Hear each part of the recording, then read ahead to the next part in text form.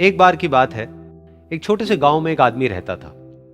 उसके घर के पास में एक पहाड़ था, जहां पर वो रोज सुबह जाता।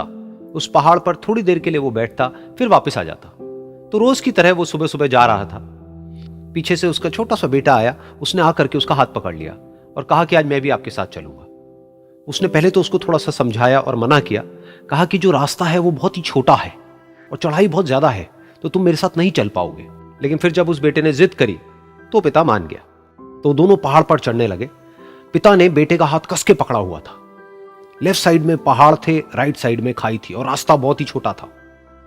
और वो पहाड़ की चोटी तक पहुंचने ही वाले थे, तभी रास्ते में एक बड़ा सा पत्थर आया। क्योंकि पिता उस रास्ते पर रोज आता था, तो उसको पता था कि वहां पे पत्थर है, तो वो साइड से निकल गया।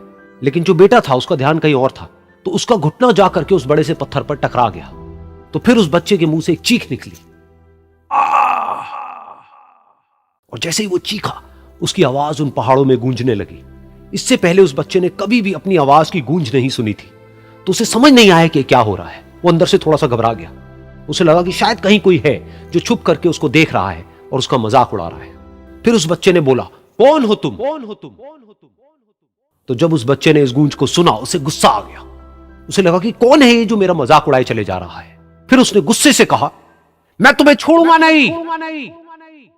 और फिर जैसे ही उसने इस गूंज को सुना, वो घबरा गया। उसके पिता समझ गए थे कि क्या हो रहा है। उसने अपने पिता का हाथ कस के पकड़ लिया और उनसे पूछा, कौन है ये जो मुझे इतना तंग कर रहा है? कौन है ये जो मुझे इतना डरा रहा है? तो उसके पिता थोड़ा सा मुस्कुराए और उन्होंने खाई की तरफ देखा और जोर से बोला, मैं तुमसे बहुत प्यार करता हूं। ये सुनकर वो बच्चा हैरान हो गया। उसे समझ नहीं आया कि हो क्या रहा है, कि वही इंसान जो उसका मजाक उड़ा रहा है और उसको तंग कर रहा है, वो उसके पिता को बोल रहा है कि मैं तुमसे बहुत प्यार करता हूं।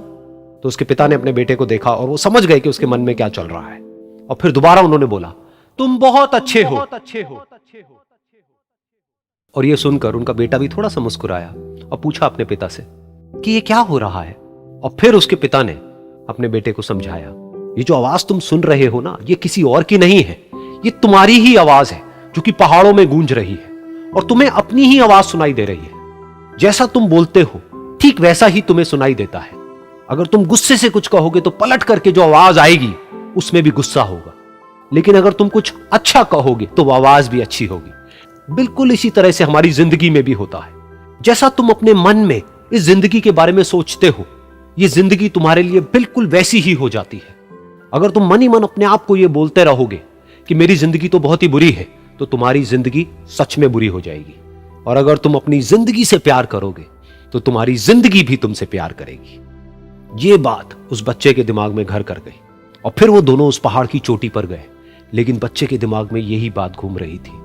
और फिर वो बच्चा खिलखिला के हंसा और उसने अपने दोनों हाथ खोले और अपनी पूरी ताकत से बोला, मैं तुमसे बहुत प्यार करता हूं।